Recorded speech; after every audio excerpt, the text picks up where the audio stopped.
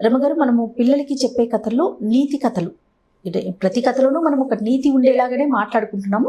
అందులో భాగంగా ఈరోజు ఒక స్టోరీ మాట్లాడుకుందామండి. అంటే మామూలుగా మనం పంచతంత్ర కథల్ని హెచ్చుగా నీతి కథలుగా భావిస్తాం. అవునండి. పంచతంత్ర కథలన్నీ నీతి కథలే ఉన్నాయి కదా. పంచతంత్ర కథ లాంటిదే జంతువుల కథ మహాభారతంలో కూడా కొన్ని ఉన్నాయి నీతి కథలు. ఈ మహాభారత కథలు ఏంటంటే, మనం ధృతరాష్ట్రుడు ఉన్నాడు కదా, మన దుర్యోధనుడు వాళ్ళ తండ్రి, ఆయనకి 3 మంత్రులు ఉన్నారట. ఒక ఆయన విదురుడు, విదుర నీతి అని కూడా కొన్ని కథలు ఉన్నాయి. విదుర నీతి అంటే ఆయన కథల లాగా చెప్పలేదు, శాస్త్రం చెప్తాడు, ఇది చేయొచ్చు చేయకూడదు, ఇది ధర్మం ఇది అధర్మం అని. రెండో వాడు సంజయుడు, ఆయన సలహాలు చెప్పేవాడు. సంజయ్ నీతి ఒకటి ఉంది, సంజయ్ రాయబారం అని కూడా మనం తెలుసుకుంటాం, మహాభారతంలో కనపడుతుంది. మూడో వాడు కటికుడట, కటిక అతని పేరు, కటికహ అంటారు సంస్కృతంలో, కటికుడు అని చెప్తారు. ఈ కటికుడు కూడా కొన్ని నీతి కథలు రాజుకు చెప్పేవాడు. ఈ కటికుడు నీతి ఏంటంటే, ఎలాగైనా మన పని చేసేసుకోవడం, నాకు ఒకటి కావాలంటే ఎదుటివాడిని కొట్టి తీసుకోవచ్చు, ఓకే, ఎదుటివాడిని అడిగి తీసుకోవచ్చు. కొట్టటమేమో దౌర్జన్యం కింద వస్తుంది, అడగటమేమో బిచ్చమెత్తుకున్నట్టు ఉంటుంది. ఎదుటివాడు మనకి ఇచ్చేయాలి, కానీ మనం అడిగినట్టు ఉండకూడదు, వాడు కొట్టినట్టు ఉండకూడదు, వాడు ఈజీగా ఇచ్చేసి వెళ్ళిపోవాలి, ఏ గొడవ జరగకూడదు. దీన్ని డివైడ్ అండ్ రూల్ విధానం ప్రకారం ఎలా చేయాలో ఈ కటికుడు ఒక కథ చెప్పాడట ధృతరాష్ట్రుడికి. ఏంటంటే, ఒక అడవిలో ఒక పులి, ఒక నక్క, ఒక తోడేలు, ఒక ముంగీస, ఒక ఎలుక, మొత్తం 5 జంతువులు. ఓకే, పులి, నక్క, తోడేలు, ముంగీస, ఎలుక, ఈ 5 స్నేహితులుగా ఉండేవి. ఈ జంతువులు, వీటిలలో సమానమైన జంతువులు ఏం లేవు. పులి బాగా పెద్దది, ఎలుక బహు చిన్నది, కబుర్లు చెప్పుకోవడానికి ఎవరితోటైనా చేయొచ్చు. ఈ ఎలుక చిన్నది కదా, అది పులికి ఆహారంగా ఏం సరిపోదు, కాబట్టి అంత చిన్నవాటి జోలికి వెళ్ళదు పులి, ఊరికే అవి తిరుగుతుంటే ఊరుకుంటుంది. అక్కడి నుంచి నక్క, తోడేలు పెద్దగా మాంసం ఏమి ఉండదు వాటి దగ్గర, వాటి శరీరంలో. నక్కలు బక్కగా ఉంటాయి, తోడేలు కొంచెం పర్వాలేదు, కానీ ఇలా అంటే మీదపడి పళ్ళు చూపించి పీకగలిగే వాటి జోలికి పులులు వెళ్ళవు. ముంగీస కూడా చిన్న జంతువు. ఇలా ఈ 5టికి అంటే పెద్దగా జాతి వైరం లేని జంతువులు అనమాట ఈ 5. ఇవి బాగా ఫ్రెండ్లీగా ఉండేవి. అయితే ఆ అడవిలోనట ఒక లేడీ చాలా బాగా అందంగా ఉండేదట, మంచి బలంగా ఉండేది. అది మామూలుగానే లేళ్ళు చాలా స్పీడ్గా ఉంటాయి, ఈ పర్టికులర్ లేడీ స్పీడ్ చాలా ఫాస్ట్గా ఉంటుంది. అది ఎవరికి దొరకకుండా బాగా చక్కగా తిని చిన్నగా చెంచకమని ఎగిరేది, బాగా గడ్డి తిని నొన్నగా బలంగా ఉందట. ఉండేసరికల్లా ఈ నక్క చెప్పింది, ఈ మిగిలిన 4గురికి ఇది ఎంత బలంగా ఉంది లేడీ, చంపేశామంటే దీన్ని 5గురికి ఆహారం సరిపోతుంది, మన 5గురికి సరిపోతుంది, ఎంత బ్రహ్మాండంగా ఉందో అనేసరికల్లా ట్రై చేశారు పట్టుకోవటానికి. పులి వల్ల కూడా కాలేదు, ఎవరి వల్ల కాదు. సరే వీళ్ళు ఏమనుకున్నారు, ఈ నక్క ఏం చెప్పిందంటే, ఈ ఈజీ మెథడ్ చేద్దాము, ఎప్పుడు ఈ పగలల్లా తెగ తిరుగుతుందా లేడీ, సాయంకాలం చీకటి పడ్డాక ఎక్కడో చోట పడుకుంటుంది. అది పడుకోగానే ఎలిక గనక చల్లగా వెళ్ళి దాని కాళ్ళు కొరికేసింది అనుకో, కాళ్ళు కొరికేయాలి, కాళ్ళు కొరికేస్తే పరిగెత్తలేకపోతుంది, పరిగెత్తలేదు కదా, అప్పుడు అది కుంటుకుంటూ ఉంటే పులి వెళ్ళి ఒక దెబ్బ కొడితే సరిపోతుంది, ఓకే అని చెప్పింది నక్క. సరే ఇది బాగుంది ప్లాన్ అని మెల్లిగా 4-5 రోజులు రెక్కి నిర్వహించి అక్కడ లేడు ఎక్కడ పడుకుంటుంది, అది ఎంత మంచి గాఢమైన నిద్రలోకి ఏ టైంకి వెళ్తుంది బాగా అబ్జర్వ్ చేశాక అన్ని దగ్గరలో మాటేసి ఈ ఎలుకని పంపించాయి. ఎలుక ఏం చేసింది, లేడి పాపం బాగా పగలల్లా పరిగెత్తి ఉంటాయి, బాగా తినేసింది పీకల దాకా, విశాలంగా కాళ్ళు బాగా తప్పుని ఒళ్ళు తెలియకుండా నిద్రపోతాం. ఇది వెళ్ళి ఎలుకకి పళ్ళు పదునుగా ఉంటాయి, బాగా కొరికేసింది దాని కాలు. కొరికేసరికల్లా అది విదిలించుకుంది, కానీ ఈ ఎలుక పట్టి నుంచి విదిలించుకోలేకపోయింది. 1 నిమిషం అయ్యాక నెత్తురు గారిపోవటం మొదలుపెట్టింది, అది నడవలేకపోయింది, పరిగెత్తలేకపోయింది ఆ కాలు కొరికేసేసరికి.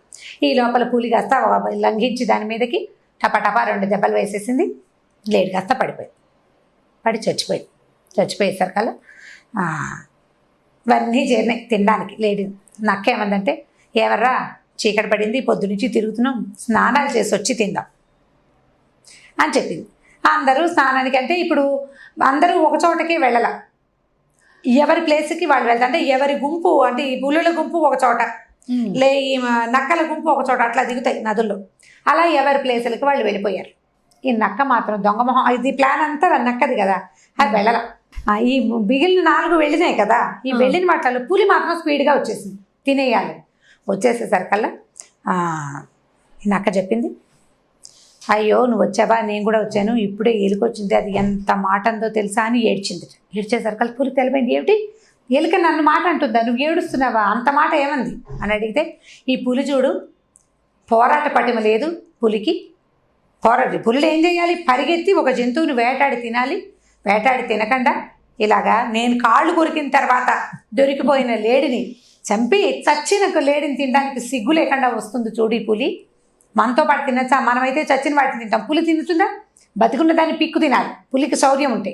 ఈ పులికి ఏమీ శౌర్యం లేదు. ఇదేమిటో ఇలా శౌర్యం లేని వెధవ పులితోటి మనం ఫ్రెండ్షిప్ చేస్తున్నామని ఎలుక అన్నదని నిన్ను ఇంత మాట అందని నక్క ఏడ్చింది. ఏడవం కానీ పులికి చిరాకు వచ్చింది. ఏమిటది, నేను పోరాడలేక ఏదో మీరు అందరితో కలిసిందో నాతో పాటు మీరు తింటారని నేను మొదలుపెట్టాను, నాకేం అక్కర్లేదు, నా వేట నేనే వేటాడుతున్నాను, తినండి జావండి నాకెందుకు అని కాస్త పులి వెళ్ళిపోయింది. అయిందా, అక్కడి నుంచి మెల్లిగా ఎలుకొచ్చింది. ఎలుక రాగానే నక్క చెప్పింది, పులికి భలే కోపం వచ్చింది నీ మీద, ముందు నిన్ను తిన్నాకే లేడిని తింటుందిట. ఎందుకంటే నువ్వు దీన్ని లేడి కాలు కొరికావు కదా, అప్పుడు కండ ఊడొచ్చేసింది, నువ్వు ముందు టేస్ట్ చేసావు ఆ కండని, అందుకని నీ మీద కోపం వచ్చింది, నేను ముందు చంపేస్తుంది. కాదని బతిమలాడాను, ఇక్కడే ఎక్కడో ఉంది, ఇక్కడ ఉంది అంటే, అదేంటి ఇక్కడ ఎందుకు లేదు, ఎక్కడికి వెళ్ళింది పులి అంటే, కాదు వచ్చే దారిలో దూలగొండ ఆకుని ముట్టుకుందిట, కాలు దురద పెడుతుంది, కడుక్కుని వస్తానంది, వచ్చి చూసుకొని ఎంత చూస్తుంది, ఏం చేస్తావో నాకు చాలా భయంగా ఉంది, పులికి నచ్చ చెప్పలేకపోయాను తెలుసా నేను అనగానే ఎలుక బాబోయ్ బతుకు జీవుడా అని ఆ పక్కనే ఒక కలుగులో దురిపి పారిపోయింది. ఇక మిగిలినవి 2 తోడేలు వచ్చేసరికల్లా ఏరి వీళ్ళిద్దరు, మిగిలిన వాళ్ళు 3 ఏరి అనేసరికల్లా ఇది ఎలుక కొరికింది, దానివల్ల ఇది విషపూరితం అయిపోయిందిట, పులి నేను తిననని వెళ్ళిపోయింది అని చెప్పేసరికి తోడేలంది, అదేమిటి విషం అయితే కనుక ఎలుక పళ్ళల్లో విషం ఉంటుంది పాయింట్, అది కొరికింది, బాగా పన్ను దిగింది, కనపడుతుంది, ముక్క ఊడొచ్చింది, తెలుస్తుంది, తిన్నదో లేదో అది, అమ్మో విషపూరితమై పులి కనుక వెళ్ళిపోయిందంటే దానికి తెలుసు మాంసాలు దాని ప్రత్యేకత, మాంసాహారం తినటంలో ఉన్న గొప్పతనం అదంతా పులికి తెలుసు. ఇప్పుడు పులి ఆ మాట చెప్పిందంటే ఖచ్చితంగా ఇది విషపూరితమే, దీన్ని తింటే మనం కూడా పోతామేమో, ఎందుకు వచ్చింది, నేను వెళ్ళిపోతున్నాను, మా అన్నయ్య మా నాన్న నన్ను పిలుస్తున్నారు పొద్దున్న నుంచి, ఏదో మాకు పెద్ద వేట దొరికిందా, ఈ వెధవలేడిని తినకపోతే పీడపోయి నాకు అక్కర్లేదని తోడేలు వెళ్ళిపోయి. ఇప్పుడు లాస్ట్కి ముంగీసి వచ్చింది, ఎంత తేలిగ్గా చేస్తుందో చూడండి. ఈ ముంగీస రాగానే అడిగింది మిగిలిన వాళ్ళంతా ఏరంటే, మిగిలిన వాళ్ళకి ఏం చెప్పను నేను వాళ్ళ సంగతి, పూలు ఒక మాట చెప్పింది, ఎలుక ఒక మాట చెప్పింది, తోడేలు ఒక మాట చెప్పింది, ఇప్పుడు నువ్వు ఇక్కడికి రాగానే నీ మీద ఎలుక పడుతుందిట, తర్వాత పులి పడుతుందిట, నిన్ను తినేస్తే వాటాలు తగ్గిపోతాయని తోడేలు పులి ఎలుక కలిసి ప్లాన్ చేసుకుంటున్నాయి. అవి పక్కకెళ్ళి నేను ఇక్కడ నుంచున్నాను నీకు చెప్పడం కోసం, నీ ఇష్టం, నువ్వేం చేస్తావో, వాళ్ళకి ఏం నచ్చ చెప్పుకుంటావో, నేనైతే చెప్పలేను, ఎందుకంటే వాళ్ళ 3 నిన్ను చంపారనుకో, లేడితో పాటు నీ మాంసం కూడా ఎంతే అనుకో, నువ్వు ఎంతో ఉండవు, ముంగీసి ఎంత ఉంటుంది, ఎంతో ఆ కాస్త మాంసమైనా నాకు కూడా వాటా వస్తుంది కదా, కానీ నువ్వు నా ఫ్రెండ్ కదా అని జాలి పడ్డాను అనగానే ముంగీస ఎందుకు వచ్చింది, నా గుంపుతో నేను ఉండకుండా ఇలా నా గుంపుకి చెందని ఈ జాతి వాటితోటి నేను ఎందుకు ఫ్రెండ్షిప్ చేయాలి, నా తెలివి తక్కువతనం కాకపోతే ఇంకెప్పుడు క్రూర మృగాలతో ఫ్రెండ్షిప్ చేయకూడదు, ఈ చిన్న వాటితో ఫ్రెండ్షిప్ చేయకూడదు, పులి క్రూరమైనదే, తోడేలు క్రూరమైనదే, నీకేమీ శక్తి లేదు కాబట్టి నువ్వు ఈ మాట చెప్తున్నావు, అవైతే నా మీదకి దూకి నన్ను చంపేసేవి అని అనుకుని ముంగేసి కాస్త వెళ్ళిపోయింది. ఈ నక్క చక్కగా ఆ లేడిని ఒక పొదచాటుకి లాక్కెళ్ళి వారం రోజుల పాటు సుష్టుగా భోజనం చేసింది. దీనికి తన జాతి వాళ్ళ స్నేహం ఎలాగో ఉంది, దాని గుంపులో దాన్ని రాణిస్తాయి, ఇది మంచి అయినా చెడ్డైనా గుంపు నుంచి సెపరేషన్ ఎప్పుడు ఉండదు. కొత్తగా అయిన ఈ ఫ్రెండ్షిప్ వల్ల దానికి బ్రహ్మాండమైన లేడి దొరికింది, 10 రోజుల పాటు ఏ వేటాడకుండా ఆహారం దొరికింది, హాయిమని తినేసింది. ఇప్పుడు ఈ 5 రోజులు ఈ వారం రోజుల తర్వాత దీనికి ఫ్రెండ్షిప్ కావాలా వదంటే అది వేరే సంగతి, ఇప్పుడు నా పని అయిపోవాలి కదా, ఇప్పుడు నా పని అయిపోవటమే ముఖ్యం. డివైడ్ అండ్ రూల్ని ప్లాన్ చేసింది. వీళ్ళు 4 పక్కలకి పంపించింది. వాళ్ళందరూ స్నానం చేసి రావడానికి పట్టే టైంని క్యాలిక్యులేట్ చేసి వాళ్ళల్లో వాళ్ళకి విరోధం ఒకళ్ళకి తెలియకుండా ఒకళ్ళకి, ఇప్పుడు రేపు పూలి కనపడితే ఎలుకని అడగదు, ఎలుక ఇంకో దాన్ని అడగదు, ముంగీస తోడలు ఎవరిని ఏది అడగరు, విషయం బయటికి రాదు, దీనికి మాత్రం ఆహారం దొరికిపోయింది. దీన్ని కటిక నీతి అంటారట. కటికుడు చెప్పిన నీతి, డివైడ్ అండ్ రూల్ చెయ్యి, వాళ్ళల్లో వాళ్ళకి గొడవలు తెప్పించు, వాళ్ళల్లో వాళ్ళ గొడవలు మళ్ళీ ప్రత్యక్షంగా తెప్పించావా నువ్వే కారణం అని తెలిసిపోతుంది, పరోక్షంగా తెప్పించాలి, వాళ్ళని మాట్లాడుకునే అవకాశం లేకుండా చేసి నీ పని చేసుకోవాలి. ఇవన్నీ రకరకాల ప్లానింగ్లు దీన్ని బేస్ చేసుకుని మహాభారతంలో చాలా యుద్ధాలు చాలా కథలు నడుస్తూ ఉంటాయి. ఈ కటిక నీతిని దుర్యోధనుడు ఫాలో అయ్యేవాడట. కొంత భాగాన్ని, మొత్తాన్ని కాదు, కొంత భాగాన్ని అతను ఫాలో అయ్యేవాడు, తీసుకునేవాడు ఆ కటిక సలహా కూడా. ఎక్కడ డివైడ్ అండ్ రూల్ చేయొచ్చో అక్కడ చాలా ప్రయత్నం చేశాడు డివైడ్ అండ్ రూల్ చేయడానికి. కుదిరిన చోట కుదిరింది, కుదిరిన చోట కుదరలేదు. కుదిరిందా మన పని అయిపోతుంది. ఇట్లాంటి కథలు కనుక ఈ నక్క ఇలా చేసింది. ఇప్పుడు మీరు డివైడ్ అండ్ రూల్ అప్లై చేయండి అని పిల్లలకి డైరెక్ట్గా చెప్పకూడదు. ఇలా జరిగింది అని చెప్తే కాలక్రమాన ఎప్పుడైనా వాళ్ళకి అవసరమైనప్పుడు వాళ్ళు దీన్ని అప్లై చేస్తారు. అప్పుడప్పుడు జీవితంలో ఇవి అవసరపడతాయి. ఇందులో కొంత దుర్మార్గం దాగి ఉన్నప్పటికీ ఇవి ఏవి ఒక జాతివి కాదు. తన జాతి వాడిని మోసం చేస్తే దుర్మార్గం, పరాయి వాడిని ఎవడో వాడిని మోసం చేస్తే పెద్ద, మన అవసరానికి. ఇది ఆహారం కోసం చేసింది నక్క కదా. తెలివి, ఇలా నక్క తెలివిగా చేయటాలు అవి మన పంచతంత్ర కథల్లో బోల్డన్ని కనిపిస్తాయి. తెలివిగా ఎలా చేసింది, నక్క ఆహారాన్ని ఎలా సంపాదించుకుంది అని. తెలివిగా ఉండటం నేర్చుకోవచ్చు, తెలివి తక్కువతనం కూడా అర్థమవుతుంది కదా. ఎలుకని చూసినా పులిని చూసినా వాళ్ళు ఎంత తెలివి తక్కువగా నమ్మేశారు కదా. అలా నమ్మకూడదు అనే కోణంలో కూడా మనం చెప్పచ్చు. ఇప్పుడు ఎందుకంటే రమగారు, మన మామ్స్ అందరూ అంటే మన తల్లులందరూ కూడా ఏమని కామెంట్ చేస్తారంటే, అంటే ఇలా చేయటం కరెక్టేనా, మీరు సమర్థిస్తున్నారు అని అడుగుతారు అంటారు. సో దీంట్లో ఆ భాగం చూడండి, ఈ భాగం కాదు. అంటే ఇప్పుడు కాదు, ఆ కోణంలో అది ఇది కూడా. ఇప్పుడు మనం ఇలాంటి కథలు చెప్తాం కథలు. మీకు చేతొచ్చిన నీతి, మీకు అర్థమైన నీతి. అసలు నీతి చెప్పద్దు, జస్ట్ కథ చెప్పండి, ఒక కథలాగా చెప్పండి. ప్లాన్ అంటే తెలివి తక్కువతనంగా ఎలా ఉన్నారో ఆ కోణంలో చెప్పండి పిల్లలకి. అవును, ఇప్పుడు పిల్లలు ఎవరు దీన్ని డైరెక్ట్ గా చూడరు. అవును, తల్లులే చూస్తారు. మీకు కావలసినట్టుగా దీన్ని మలుచుకుని మీ అలవాటైన రీతిలో. ఇప్పుడు నాదొక భాష, నాదొక డిక్షన్, అంతే కదా జయ. ఇప్పుడు నా డిక్షన్ లో ఎవరైనా ఎలా చెప్తారు, నా డిక్షన్ లో నేనే చెప్తా. ఇప్పుడు నేను కూడా ఒక కథ నేను చదివాను, అది చదివింది యథాతథంగా నేనేం చెప్పను, మీ ఓన్ లాంగ్వేజ్ నేను ఓన్ చేసుకుంటాను కదా. కథని నేను ఓన్ చేసుకుంటాను. అలాగే ఎవరికి వాళ్ళు కథని ఓన్ చేసుకుని ఈ చిన్న కథలు చెప్తాం. మనం పంచతంత్ర కథల్లో ఇలా మోసపోయిన కథలు, మోసగించే కథలు చాలా ఉంటాయి. మనం ఒకసారి చెప్పాము, ఒక పిల్లి గద్దని మోసం చేసి పక్షి పిల్లల్ని తినేసింది అని. అందులో చెడుంది నేను చెప్పను అంటే మనం చెప్పగలిగేది ఏమీ లేదు. కథలు చెప్పలేం కదా పిల్లలకి, కథలు చెప్పలేకపోతాం. కాబట్టి మీకు అర్థమైన రీతిలో జస్ట్ కథలాగా చెప్పచ్చు. ఇలాంటివి ఏంటంటే లాంగ్ రన్లో లైఫ్లో ఎప్పుడైనా ఒకసారి అవసరపడతాయి, ఉపయోగపడతాయి కూడా. ఈ కూట నీతిని, ఏ కుటిలమైన నీతి ఉందో దాన్ని బాగా ఇంత నేను మీకు చెప్పినట్టుగా పిల్లలకి అక్కర్లేదు కూడా, అవసరం లేదు కదా. ఇలా కూడా ఉంటది అనే కోణంలో మనం పిల్లలకి తెలియజేయాలి అంతే. అట్లా చెప్పుకోవచ్చు. ఈ కథను చెప్పచ్చు. ఒక 4-5 జంతువులు కలిసి ఫ్రెండ్షిప్ చేయటం, ఒక జంతువు మిగిలిన వాటిని మోసం చేయటం, ఎవరితో ఫ్రెండ్షిప్ చేయాలి అనే దాని మీద ఒక కథ చెప్తాం. అయితే ఇది చాలా పాత కథ జయ. ఇది ఫెమిలియర్ కథ అవ్వడానికి కూడా అవకాశం ఉంది. చాలామందికి తెలుసుంటుంది ఈ కథ, మీకు తెలుసో లేదో మరి. అంటే ఇప్పుడు వ్యక్తులు తమలాంటి ఇవి ఉన్నవాళ్ళే, అంటే ఒకటే జాతి వాళ్ళతో స్నేహం చేయాలి, ఒకటే కులం వాళ్ళతో. కులం అనకూడదు దీన్ని, ఈ కులం బ్యాడ్ వర్డ్. సేమ్ మనలాంటి వాళ్ళతో, కమ్యూనిటీ అంటే ఒకే తెగకి చెందిన వాళ్ళతోటి స్నేహాలు చేయాలి. వేర్వేరు తెగల వాళ్ళతోటి స్నేహం చేసినప్పుడు అప్పుడప్పుడు ఎక్కువగా అది ఫెయిల్ అవ్వడానికి అవకాశం ఉందని చెప్పే పంచతంత్ర కథ ఇది. అయితే పంచతంత్ర కథలు చెప్పే నాటికి ఇది చాలా పురాతనమైన పద్ధతి కదా. 500-600 సంవత్సరాల క్రితం కథలు ఇవి. అప్పటికి మనుషుల్లో కూడా ఇలాంటి జాతి వ్యవస్థ అది స్పష్టంగా ఉందో లేదో మనకి పెద్దగా అవగాహన లేదు.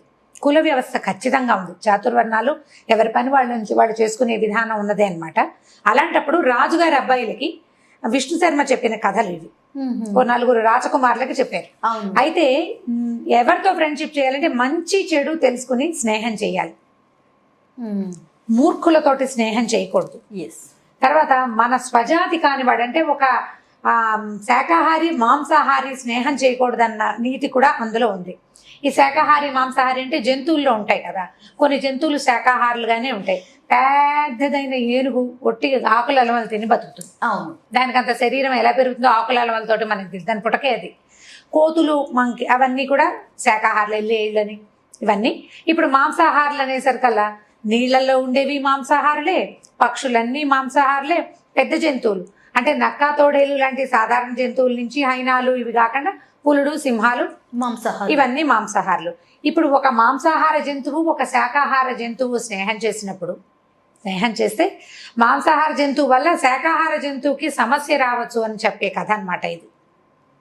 ఇదేంటంటే ఒక కోతట ఒక చెరువు పక్కన ఉన్న ఒక నది పక్కన ఉన్న మామిడి చెట్టు మీద ఉండేది. మామిడి చెట్టు మీద హాయిగా రోజు ఏవో అంటే సీజన్లో ఎండాకాలంలోనే కదా మామిడి పళ్ళు వచ్చేది. అది మార్చి నుంచో మొదలవుతాయి. ఈ నదుల పక్కన ఉన్న చెట్లు త్వరగా పూస్తాయి అండ్ ఎక్కువ కాలం ఫలిస్తాయి. పుష్పించడము తొందరగా ఉంటుంది, ఫలించడము ఎక్కువ కాలం ఉంటుంది, ఈల్డ్ ఎక్కువ ఉంటుంది కదా నీటి ఇవక ఉండేసరికి. అయితే ఈ మామిడి చెట్టు మీద ఉండే కోతి అది మార్చి నుంచి అంటే మామిడి మనకి ఇక్కడ పచ్చకాయలు వచ్చే టైంకి దానికి పళ్ళు వచ్చేసేవి. ఆ పళ్ళు తింటూ ఉండేది మార్చి నుంచి. అట్లా ఎండాకాలం వెళ్ళేదాకా మళ్ళీ ఇంచుమించు ఆషాఢం శ్రావణం వచ్చేదాకా మామిడి పళ్ళు తినేది. అయితే ఇది మామిడి పళ్ళు సగం తిని పడేసి ఒక పండు వస్తుంటే రెండో పండు కింద పడిపోయి నది మొదట్లో పడేది, నది ఒడ్డున పడుతుండేవి. ఆ నదిలో ఒక మొసలి ఉండేదట. ఆ మొసలి ఈ పడిన మామిడి పండును తిని చూసింది, ఎంతో బాగుంది. సహజంగా మొసలి మాంసాహారి, శాకాహారం కూడా తినేదేమో. ఇప్పుడు శాకాహారి కాదండి మొసలి, అసలు పళ్ళు తింటూ మీరు పిచ్చి కథలు చెప్తున్నారని నన్ను అడగకూడదు, ఎందుకంటే కథ ఇలాగే చెప్పాడు ఆయన. ఇది మీరు మేము అనుకుని చెప్పే కథ కాదు కదా ఇది. అంటే ఒక నీతిని మనకి ఇంజెక్ట్ చేయటం కోసం చెప్పబడిన కథ కదా. ఈ మొసలి ఇక మామిడి పళ్ళు తినేది. తింటుంటే చాలా బాగున్నాయని కోతికి చెప్పింది. కోతి ఏం చేసింది, అప్పటి నుంచి కొంచెం స్నేహం చేసుకున్నాయి అనమాట రెండు. ఈ రకరకాల పళ్ళు తను కోసుకుని తింటున్నప్పుడల్లా ఓ పండు కిందకి పడేస్తుండేది. అడవిలోకి వెళ్ళి జామ పళ్ళు తెచ్చు తినేది. ఓ 2 జామ పళ్ళు మొసలికి కూడా తెచ్చిచ్చేది. ఇలా తీయటి పళ్ళు తింటూ ఉండేది మొసలి. అయితే ఇలా రోజులు గడుస్తూ ఉండగా ఒకసారి చాలా పళ్ళు పెద్ద గాలి వాన వచ్చి పళ్ళు ఎక్కువ రాలిపోయింది. కోతి మొసలి తినగలనని తిన్నాయి. కోతి అంటే ఒక కోతే ఉండదుగా, చుట్టుపక్కల బోళ్ళని కోతులు ఉంటాయి, అవి ఇవి అన్నీ తినేగా కూడా కొన్ని పళ్ళు ఉండిపోతే ఈ మొసలి ఏం చేసింది, ఈ పళ్ళని తన భార్యకి తీసుకెళ్ళిందట. దేనికైనా మగదానికి ఆడది ఉండాల్సిందే కదా. తన ఆడ జంతువుకి పట్టుకెళ్ళింది మొసలి కోసం. పట్టుకెళ్తే ఆ మొసలి ఆడ మొసలి తిని చూసింది, ఎంతో బాగుంది, ఎంత బాగుందో అంటే అప్పటి నుంచి ఇది కోతి నా ఫ్రెండ్, మేమిద్దరం కబుర్లు చెప్పుకుంటున్నాము, అక్కడ చెరువు ఒడ్డున మాట్లాడుకుంటున్నాం, ఈ నది ఒడ్డున అని చెప్పేది. అక్కడి నుంచి ఈ ఆహారం పంచుకుని తినడం వల్ల స్నేహం ఏర్పడుతుంది. ఇవి రెండు బాగా ఆ కబుర్లు ఈ కబుర్లు, చెరువులో ఇంతలు విశేషాలు, నదిలో ఉన్నవి, నీళ్ళల్లో ఉండేవి అన్ని మొసలు చెప్పేది, అడవిలో ఉన్న విడ్డూరాలు అవన్నీ కోతి చెప్తుండేది, మాట్లాడుకునేవి. ఇలా ఎక్కువసేపు కబుర్లు చెప్పుకుంటూ భార్య దగ్గరికి వెళ్ళేది కాదట ఈ మొసలి. వైఫ్తో స్పెండ్ చేసే టైం తక్కువ, ఫ్రెండ్తో స్పెండ్ చేసే టైం ఎక్కువ. ఇలా అయ్యేసరికల్లా ఆడ మొసలికి కోపం వచ్చింది. ఎంతసేపు వెళ్ళి ఆ నది ఒడ్డున అక్కడ కూర్చొని ప్రాబ్లమ్స్ ఉంటాయి. అయితే చెప్పింది, ఇదేం చేసింది, ఇది కోపం వచ్చేసిందట ఈ ఆడ మొసలికి.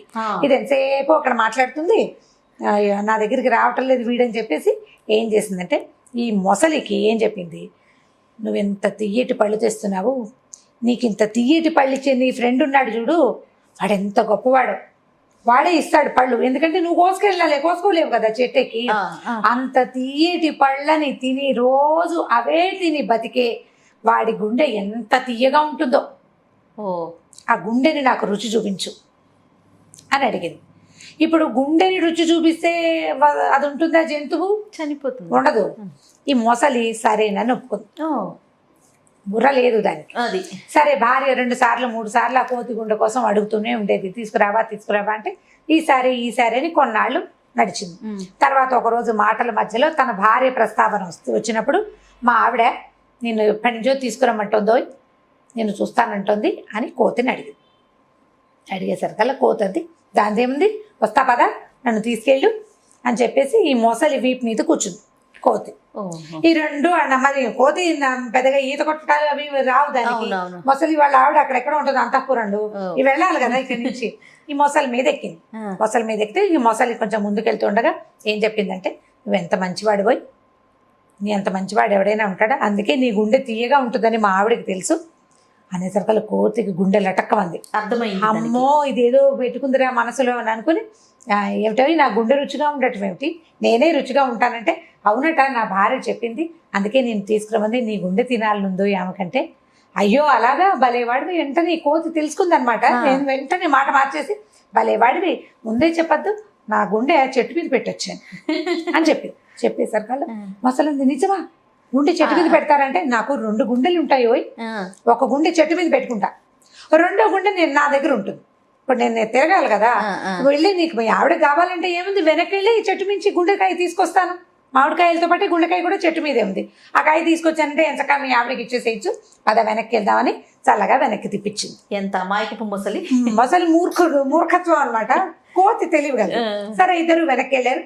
కోతి చక్మని చెట్టెక్కి, ఓరి పిచ్చివాడా నువ్వెంత మూర్ఖుడివి, నా గుండె తింటే నేను బతుకుంటానా, నీ స్నేహితుడిని చంపడానికి నీ భార్య ఎత్తు వేసింది అనే విషయం నీకు తెలియదంత మూర్ఖుడివి నువ్వు.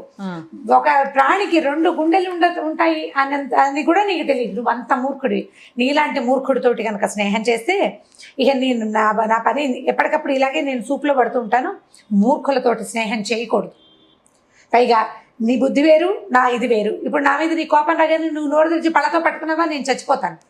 తెలియక పొరపాటున నా జాతి కానివాడివి మాంసాహారమైన నీతోటి స్నేహం చేశాను, నీతో ఇంకెప్పుడు స్నేహం చేయను, నువ్వు నన్ను పిలవద్దు, నేను నీ దగ్గరికి రానని చెప్పేసి ఆ మామిడి చెట్టు దిగి ఇంకో పక్కకి వెళ్ళిపోయింది. మొసలి ఏం పరిగెత్తినా దాన్ని పట్టుకోలేదు. నీటి మీద స్పీడ్గా వెళ్తుంది కానీ నేల మీద అంత బాగా నడవలేదు కదా. చెట్లు ఎక్కలేదు, కోతిని పట్టుకోవడం దాని వశం అవ్వదు. అయ్యో అని తల బాదుకుని ఈ భార్య మాటలకి ప్రలోభపడి అనవసరంగా అమ్మాయి ఏదో ముద్దుగా చెప్పిందని అనుకున్నాను కానీ నా స్నేహితుడిని దూరం చేస్తుందని నేను అనుకోలేదు. ఇలాంటి తెలివి తక్కువ పని చేసినందుకు వృధాగా స్నేహాన్ని పోగొట్టుకున్నానని బాధపడుతూ మొసలి వెనక్కి వెళ్ళిపోయింది. ఇంకా ఎప్పుడు కోతులు నీటిలో ఉన్న జంతువుల జోలికి వెళ్ళలేదట ఆ తర్వాత. దీంట్లో నీతి ఏంటంటే స్నేహితుల నుంచి దూరం చేయడానికి భార్యలు కూడా ప్రయత్నిస్తారు అనేది ఒక నీతి ఒకటి. తర్వాత మన జాతి కన్వర్డ్ అంటే మనలాంటి లైక్ మైండెడ్ పీపుల్ తోటే స్నేహం చేయాలి. కానీ జాతి అంటే ఇందులో వెంటనే వేరే అర్థాలు వచ్చేస్తాయి. అంత విపరీత అర్థం ఏం లేదు. లైక్ మైండెడ్ పీపుల్ తోటి ఒకటే రకమైన ఆహార విహారాలు ఉన్న వాళ్ళతోటి స్నేహం చేయాలి. ఇప్పుడు మనం చూడండి ఈ ఇంటర్నెట్ లో ఫ్రెండ్షిప్, ఇప్పుడు ఫేస్బుక్ ఫ్రెండ్షిప్ చేస్తారు. ఈ ఇండియాలో ఉన్న అమ్మాయి ఫారెన్ లో సౌదీ అరేబియాలో ఎక్కడో ఉన్న అబ్బాయి, వీళ్ళిద్దరికి ఫ్రెండ్షిప్. వాడు ఏదో చెప్తాడు, నాకు 30,000 కావాలి, 25 లక్షలు కావాలి, 20 లక్షలు, 5 లక్షలు కావాలంటే వాళ్ళని నమ్మి అకౌంట్లలో వేసేస్తున్నారు డబ్బులు. అవునండి. ఇప్పుడు వాడెవరో జాతి నేనెవరో జాతి అనే ఇంగితం ఉండడం లేదు. ఇప్పుడు మన దగ్గర లోకల్ జాతుల గురించి కాకుండా ఇలా విపరీతపు జాతుల గురించి జాగ్రత్త పడాలి కదా, జాగ్రత్త పడాలా. సో ఇలాంటి వాటిని స్నేహం చేసేటప్పుడు ఎలాంటి వాళ్ళతోటి స్నేహం చేయాలి. పైగా ఆల్రెడీ దెబ్బతిన్న వాళ్ళని మనం పేపర్లలో చూస్తాం, మన యూట్యూబ్ ఛానల్స్లో కూడా కనపడుతుంటాయి. అసలు సోషల్ మీడియాలో ఒక పెద్ద దుమారం లాగా రేగుతుంది. అవునండి. మళ్ళీ అదే పని ఎందుకు చేస్తారో జనాలు అర్థం కాదు. మళ్ళీ అవే పని చేస్తారు. ప్రతి వారం 10 రోజులకు ఒకసారి ఓ అబ్బాయి మోసపోయాడు లేదా ఓ అమ్మాయి మోసపోయింది దూరపు స్నేహాల వలన. ఫేస్బుక్లో ఫ్రెండ్షిప్, ఫేస్బుక్లో నాకు వచ్చింది ఏదో ఎవరో వచ్చారు, ఓ రిక్వెస్ట్ పెట్టాం, ఓకే అన్నాం, బాగానే ఉంది. ఎందుకు ముందుకెళ్తావు, వాడు ఏదో పెట్టాడు బాగుందను దాని మీద ఎందుకు ముందుకెళ్తావు, ఎందుకు ముందుకెళ్ళాలి? నీకు ఇంకా మాట్లాడడానికి మనుషులు లేరా? మెషిన్లతో ఎందుకు మాట్లాడాలి? ఎప్పుడు ఫోన్లోనో లేకపోతే ట్యాబ్తోనో కంప్యూటర్తోనో ల్యాప్టాప్తోనో ఉంటే మనం మానవ సంబంధాలని మెషిన్ల ద్వారా ముందుకు తీసుకెళ్ళేసరికి మనకి తెలియకుండా పోతుంది.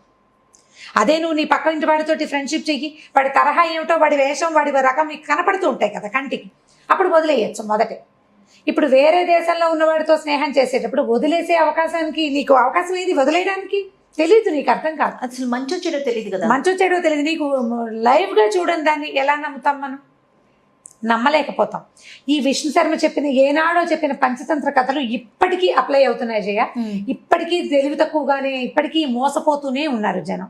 ఈ కథలన్నీ కూడా మీరు మోసపోకండి, ఎవరైనా మోసపోతున్నారని తెలిస్తే వాళ్ళని హెచ్చరించండి అని చెప్పడానికి. దయచేసి ఈ కథలో నీతిని తీసుకోండి. ఏ కథ అయినా ఒక వర్డ్ ఎక్స్ట్రా వెళ్ళంగానే ఇది ఈ ఫలానాది చెప్పద్దు, ఫలానాది చెప్పండి, చెప్పిన గుడ్ కంటెంట్ని మీరు తీసుకోలేకపోతున్నారు. ఇది ఫలానా మాట అనకూడదు అన్న ఉద్దేశంలో ఉండకుండా ఉండండి, ఒక తెలియజేయండి. అంత ఎక్కువ తీవ్రంగా దాన్ని తీసుకోవద్దు. మొత్తం స్టోరీని వదిలేస్తున్నారు. కామెంట్ రూపంలో కూడా కొన్ని చూస్తుంటే కథలు వదిలేస్తే బాధ అనిపిస్తుంది రమ్మగారు, నాకు కూడాను.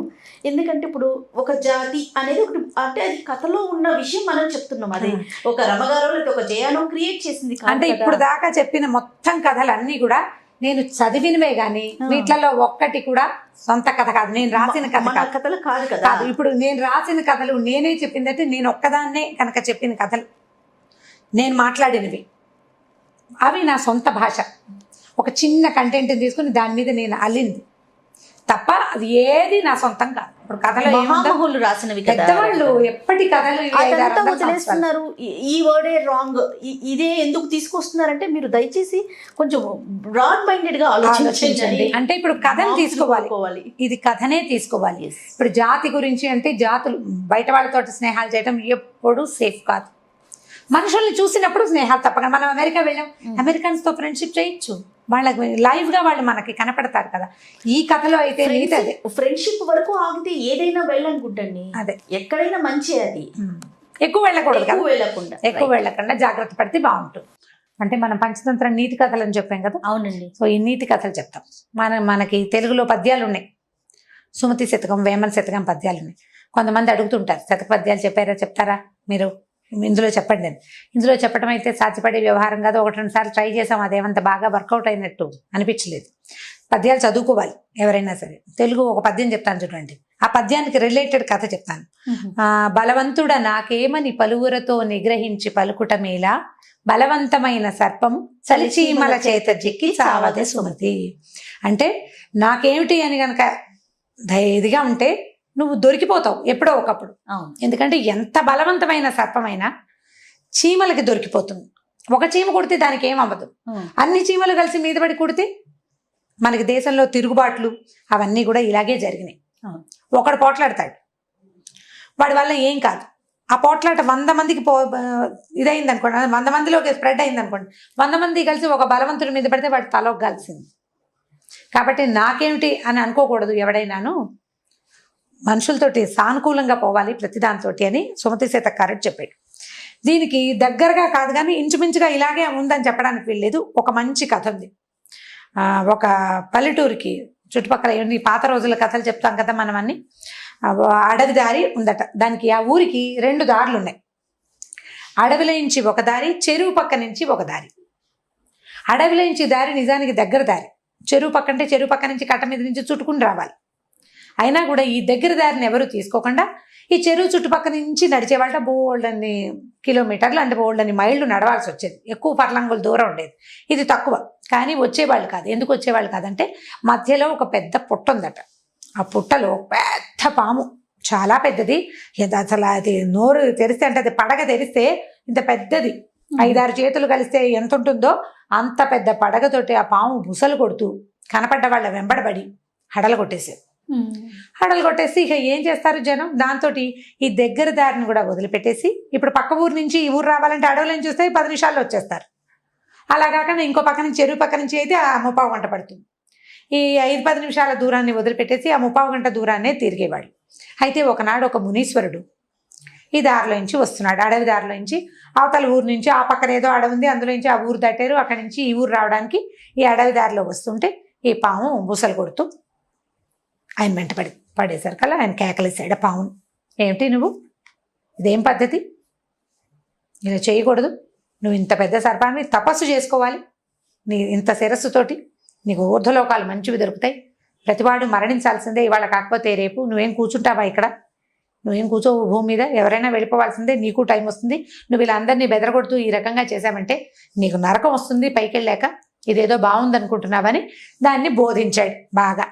ఆ సర్పానికి బోధించి ఇట్లా మనుషుల్ని కాటేయటము, వాళ్ళని బెదిరించటము, అంటే ఇలా కాటేయటము, మనుషుల్ని హింసించడం మంచి పద్ధతి కాదని, ఆ టైంని సాత్విక ప్రవృత్తితోటి కనుక నువ్వు పొందించావంటే రేపొద్దున ఊర్ధ్వగతులు బాగుంటాయని బాగా బోధించాడు. ఆ సర్పం ఇంత పెద్ద మహానుభావుడు ఋషీశ్వరుడు చెప్తున్నాడని సరేనని ఒప్పుకుంది. అయిందా, సరే ఇలా కొంతకాలం గడిచింది. ఈ ఋషీశ్వరుడు కొన్నాళ్ళ తర్వాత ఒక 6 నెలలకు అనుకో, ఏడాదికో, 6 నెలలకు అనుకుందాం, మళ్ళీ అదే దారిలో నుంచి తిరిగి వచ్చేస్తే ఆయన వచ్చే టైంకి ఈ సర్పం బక్కచిక్కిపోయి ఒంటి నిండా దెబ్బలు, గాయాలతోటి, రాళ్ల దెబ్బలు తగిలి సస్తినో దేవుడా అన్నట్టుగా కనపడింది ఆయన. ఆయన తెల్లబోయి ఇదేమిటి ఇలా అయిపోయావు, మొన్న వచ్చినప్పుడు అంత శుభ్రంగా ఉన్నావు, అంత బారు, అంత బలంగా ఉన్నావు, ఇంత పడగా అంత ఇదిగా ఉన్నవాడివి, ఇలా అయిపోయావేమిటో నువ్వు అని అడిగాడు. అయ్యా మీరు చెప్పారు కదండి మనుషుల్ని హింసించని సాత్వికంగా ఉండమని, నేను సాత్వికంగా ఉన్నాను. ఉండేసరికల్లా ఈ ఊరి జనం అంతా తెలుసుకున్నారు ఈ పాము ఎవరి వెంట పట్టలేదని, ఎవరిని చూసి బుసలు కొట్టట్లేదని, ఎవరిని కాటేయటానికి ప్రయత్నం చేయటం లేదని తెలుసుకుని వాళ్ళకి అలుసైపోయింది పాము. అలసైపోయి ఈ గొడ్లకాడ బుడ్డాళ్ళు ఉంటారు, ఇక ఆవుల్ని గేదెల్ని తోలుకొచ్చే వాళ్ళు, మేకల్ని కాసుకునే వాళ్ళు, వాళ్ళంతా తలా ఒక రాయి విసిరేసి ఒకటి తోక పట్టుకుని గిరగిర తిప్పి పారేసి దాన్ని ఊళ్ళో జనం కూడా ఊరి జనం కూడా అటువైపు వచ్చినప్పుడల్లా ఏది పాము వస్తుందో రావట్లేదో చూసి దాన్ని ఆట పట్టించి, ఇప్పుడు మీరేమో సాత్వికంగా ఉండమన్నారు, సాత్వికంగా ఉండేసరికి ఇలా చేశారండి అంటే మునీశ్వరుడు అన్నట, ఓ నీ తెలివి తెల్లారా, నేను కాటేయద్దన్నాను కానీ బుసలు కొట్టద్దన్నాను. నేను బుస కొట్టాలి, నువ్వు కాటేయద్దు, కాట అందుకుని సంపద్దు జనాల్ని హింసించద్దని చెప్పాను కానీ నీ సహజ గుణమైన బుస కొట్టడానికి కూడా నువ్వు మానేస్తే ఇప్పుడు ఏమైంది చూడు నీ పరిస్థితి ఏమొచ్చిందో. కాబట్టి ఇలా తెలివి తక్కువగా చేయకూడదు. సాత్విక ప్రవృత్తి అంటే అనవసరంగా అన్నెసెసరీగా ఎవడి జోలికి వెళ్ళొద్దని, అంతేగాని నీ సహజ ప్రవృత్తిని దాచుకోమని కాదు. బుస్సలు కొడితే వాళ్ళే పోయేవాళ్ళు, నువ్వు కాట అందుకుంటావో అందుకోవో వాటికేం తెలుసు, వాళ్ళకి తెలీదు. నువ్వు బుస్సు అంటే ఇంత పెద్ద పడగ తెరిచేసరికి భయం వేసి చచ్చిపోతారు ముందు, అవతల పారిపోయేవాడు. నువ్వు బుస కూడా కొట్టకుండా ఈ తల దించుకుని ఉండేసరికి రాళ్ళేసి కొట్టారు. కాబట్టి బుసలు కొట్టు అని ధర్మం చెప్పి వెళ్ళిపోయాడు. ఇప్పుడు చూడండి, సాత్వికంగా ఉన్నన్నాళ్ళు మనుషులకి అలుసుగా కనపడతాం మనం. మెతకగా ఉండే ప్రవృత్తిని దాచిపెట్టుకోవాలి. మీ ప్రవృత్తి అదే, మీరు ప్రతిక్రియలు చెయ్యరు ఎవరికి అయినా కూడా గంభీరంగా ఉండాలి మనుషులు. మెతకతనాన్ని బయట పెట్టుకుంటే పిల్లలకు కూడా అలసైపోతాను. జయ కొట్టేస్తా అని కొట్టరు తల్లులు, చిత కొట్టేస్తానంటారు. ఓ చమకాయ కొడితే ఓసారి వాళ్ళకి తెలుస్తుంది పిల్లలకి, కొట్టేస్తాను, చంపేస్తాను, చిత కొట్టేస్తాను, నాలి కోసేస్తా, ముక్కు కోసేస్తా, ఇలా ఎన్ని తిట్లు తిడతామో పిల్లల్ని. డొక్క చించేస్తాను, నా రెగ్యులర్ డైలాగ్ అది. ఏముండదు, నేను కూడా ఏం కొట్టలేను. ఎప్పుడో కొట్టినప్పుడు కొడతాము, ఎప్పుడో అది కొడతాను అని అన్నామా కొట్టి తీరాలి ఒక దెబ్బ, కనీసం 4 అదే 10 సార్లు బెదిరించి ఓసారి అయినా కొడితే పిల్లలు చూస్తే మన ఇద్దరిని తిట్టుకుంటారు. అదే ఎవరైనా కానీ, ఇప్పుడు మావాడైతే నువ్వు చేసే పని చెప్తున్నామని చెప్తాడు నాకు. నేను అలాగే ఒక 5-6 సార్లు బెదిరిస్తాను. ఎప్పుడో ఒకరోజు చేతిలో ఉన్నది విసిరేస్తాను. కొట్టటమే, చేతిలో ఉన్నది విసిరేయటమే. నేను నీకు ఇవ్వను అన్నానా, ఇక నువ్వు ఏం చేసినా నేను చచ్చినా ఇవ్వను. ఇక పాకెట్ మనీ కట్టంటే కట్టే. ఇక నువ్వు అడుగు, పెద్దమ్మ వచ్చినప్పుడు, మామయ్య వచ్చినప్పుడు, మా అమ్మ నా పాకెట్ మనీ ఇవ్వట్లేదని దొంగ మాటలు వాళ్ళ దగ్గర చెప్పినా సరే, మీరు చావండి మీరు చెప్పినా సరే నేను ఇవ్వను, వీడింతే. ఆ మొండితనం మనుషుల దగ్గర ఉండాలి, పిల్లలకి తెలియాలి. ఈ కథ చెప్తోంది అందుకే. పిల్లలకు కూడా చెప్పచ్చు. స్కూళ్ళల్లో ఏం చేస్తారంటే, ఈ వీళ్ళ చాతకానితనాన్ని, మెతకతనాన్ని ప్రదర్శించకూడదు, కామ్గా ఉండాలి. ఉండేసరికల్లా బెదురుతారు, నాకు రాదు, నాకు భయం అన్నమాట చెప్పావా అవతల వల్ల అలసైపోతాం. అందుకని మనం కూడా మెతకతనాన్ని దాచుకోవాలి, దాన్ని చూపించకూడదు. చాలా మంది దిగి నోటితో వాచా శూరత్వం ఉంటుంది, వాక్ శూరత్వం అంటారు. వాచా శూరత్వం అంటే మాటలే, కొట్టేస్తాం, చంపేస్తాం, పొడి చేస్తాం, అదేదో చేస్తాం. తీరా క్రియ వచ్చేసరికి ఏమీ చెయ్యం మనం, ఏమి చేయం. పోనీ మీరు దెబ్బలు కొట్టలేరు అనుకుంది, పిల్లల్ని కొట్టమని చెప్తున్నారు, రమ్మగారు బాగోలేదు అనుకోవద్దు, పిల్లల్ని కొట్టద్దు, కట్ చేసేయండి. కొన్ని ఏం కట్ చేయాలి, సోషల్ బాయ్ కట్ చేయడం. వాడు అరిచి గీ పెట్టినా వాడితో మాట్లాడద్దు. కొన్ని 10 సార్లు అడుగుతారు, 10 ప్రశ్నలకు కూడా సమాధానం చెప్పద్దు. నేను నీతో మాట్లాడను ఒక పూట, కొన్ని గంటలు, ఎక్కువ కాదు. దీన్ని మళ్ళీ బిగించి కైకేయిలాగా చేయకూడదు, అంత కాదు, కొద్దిగా మాటలు మానేయటం. తర్వాత పాకెట్ మనీ కట్ చేయటం. ప్రతి వారం శనివారం ఆదివారం ఐస్ క్రీమ్ ఇప్పిస్తామనుకోండి, ఈ వారం నువ్వు వల్ల చేసావు, నీకు ఇది ఇప్పించను అని మంగళవారం చెప్తే శనివారం దాకా ఆ మాట మీరు గుర్తుపెట్టుకోవాలి, దాని మీద నుంచోవాలి. మీ పరాక్రమాన్ని చూపించాలి. పాము దాని ఒరిజినల్ పరాక్రమాన్ని చూపించాలని ఋషీశ్వరుడు ఎలా చెప్పాడో అలాగే తల్లుల పరాక్రమం పిల్లలకి తెలియాలి. వీళ్ళు ఇలాగే చేస్తారు. అసలు మాట్లాడకుండా ఒక 1 or 2 hours ఉంటే చాలా ఎక్కువ, ఎంత విలువెల్లాడిపోతారు, చాలా ఎక్కువ. కానీ వాళ్ళు మన మీద ప్రయోగిస్తారు, అది చూసుకుని చెయ్యాలి. మనం చేసే ఇది మనం ఆవిడెవరో అడిగారు, మనం బ్లాక్ మెయిల్ చేస్తే ఇమోషనల్ బ్లాక్ మెయిల్ చేయండి అని చెప్పాము ఒక కథలో. మనం చేస్తే వాళ్ళు అలవాటు చేసుకుని వాళ్ళు చేస్తారేమంటే చేస్తారు. వాడికి అలవాటు అయిపోయేంత ఎక్కువ నువ్వు చేయకూడదు, మనం దొరకకూడదు కదా. తల్లులకి ఎంత తెలివి కావాలి తెలుసా జయ, నిజంగా చాలా తెలివి కావాలి ఎందుకంటే పిల్లలు ప్రచండమైన తెలివితేటలు కలిగిన వాళ్ళు ఉన్నారు ఇప్పుడు, మామూలు తెలివి కాదు అసలు.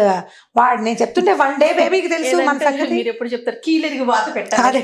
అదే కీలెరిగి వాత పెట్టుకోవాలి. పిల్లలకి దొరకకూడదు, ఏమైనా సరే. పిల్లలకే కాదు జయ, కెమెరామెన్లు ఇద్దరు మనకేసి చూస్తున్నప్పటికీ మొగుళ్ళకి దొరకకూడదు, అత్తగారులకి దొరకకూడదు, అమ్మకి కూడా దొరకకూడదు. మనం చేసేది దొరికేమా దొరికిపోతాం అంతే. వీళ్ళు ఎవరికి దొరకకుండా ఉండాలంటే మనకి ఎన్ని తెలివితేటలు ఉండాలి? మొదటిది, మనం ఏదో కులాసాగా బద్ధకంగా ఏదో యూట్యూబ్ చూస్తూ ఏదో పని చేస్తూ కాలక్షేపం చేయకూడదు. బ్రెయిన్కి ఎప్పటికప్పుడు పదును పెట్టుకోవాలి. ఆడవాళ్ళు ఎంత తెలివిగా ఉంటే ప్రపంచం అంత బాగుంటుంది. సూపర్ రమ్మగారు. అంతే, మనకు ఉండాలి తెలివి. ఖచ్చితంగా మనం నేర్చుకోవాలి. కాదు, ఇప్పుడు మన పని మనిషి ఉంది, పని మనిషి తోటి ఒకలా మనకి అందరికీ ఉంటాయి జయ ఇవి. పని అమ్మాయి తోటి ఒక రకంగా మాట్లాడతాం, అవునా? అవును. పని అమ్మాయితో మాట్లాడినట్టు మనం ఎవరితోటైనా మాట్లాడతామా? మాట్లాడు. అమ్మతో ఒకలా మాట్లాడతాం, అవునా? కూతురు దగ్గరకు వచ్చేసరికి అమ్మ దగ్గర మనం గారాలు పోతాం, పిల్లల దగ్గరకు వచ్చేసరికి వాళ్ళ గారాలు మనం భయపడతాం, వాళ్ళ గారాలకి లొంగిపోవాల్సి వస్తుంది.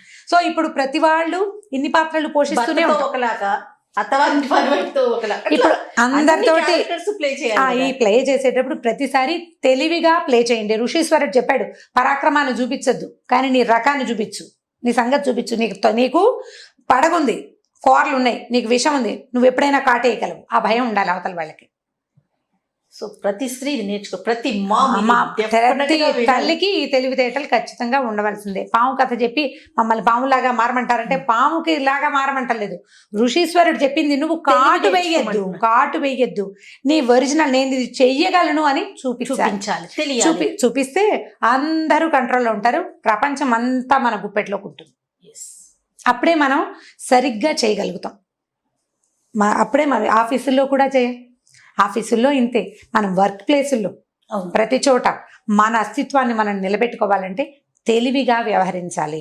మెతకతనాన్ని ప్రదర్శించకూడదు, దాన్ని దాచుకోవాలి. మనం మెతకైనా కూడా దాన్ని చూపించకూడదు, గంభీరంగా ఉండటం నేర్చుకోవాలి. రమ్మగారు, మనుషులకి జ్ఞానం చాలా అవసరం.